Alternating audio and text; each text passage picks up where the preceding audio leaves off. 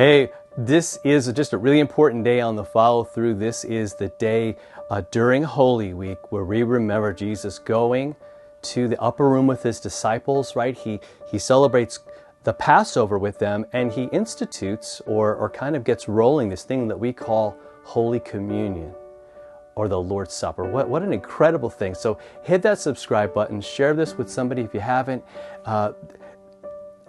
In 1 Corinthians, Paul says that as often as we eat this bread and drink this cup, we proclaim the Lord's death until he comes. That's from 1 Corinthians 11, verse 26. Now, in that section, Paul's talking about communion and what it's all about, and he actually has those words that Jesus said. He said, here's this bread, it's my body. Here's this cup of wine, which is my blood. It is given, it is shed for you. Do this as a remembrance of me. This is for you, right? There's a lot of incredible words in there. But it really kind of stood out to me that by doing that, by having communion, by gathering as God's people, like we're sending a message to the world about who he is, right? And it's important because we live in a world that's really big on inclusion, right? And everybody getting together.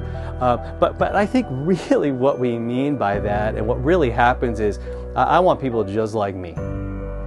And if you look at the church though, I know almost every church I've been at or been a part of, God brings people from all different walks of life, all different ethnicities, especially if you look throughout the church, throughout the world, right? It's every language, it's every people, it's all, and it's just amazing.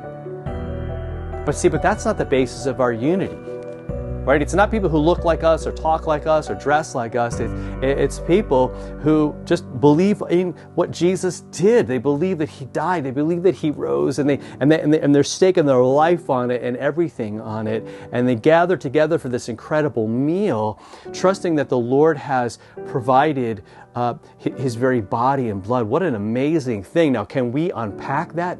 No, and I think that's the point.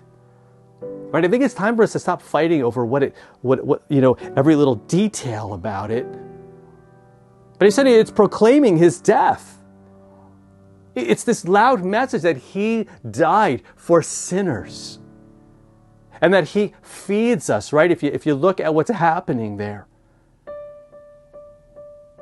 giving us what we need for our hearts and for our souls, which is forgiveness and love and peace and joy. That's what I need. I need to know the price was paid. I need to know that I'm not alone. So I got brothers and sisters in the faith around me. God is there in the middle of what's happening there. What an amazing thing that we get to experience. It's actually sort of a preview of heaven and what that's going to be like.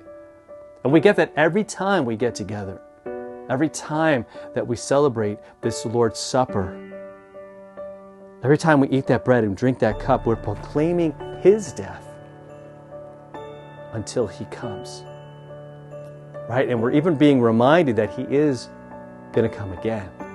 What an incredible, incredible, incredible thing. I don't want you to miss that. And so tonight, I know at our place we're going to be celebrating that at 7 o'clock. If you're not in our area and you're in a different area, find a church that has that, or maybe even just this Sunday or a Sunday to come. Just get there and just get involved. Join in this Lord's Supper. What a beautiful, beautiful thing it is. All right, talk to you next time for another follow-through.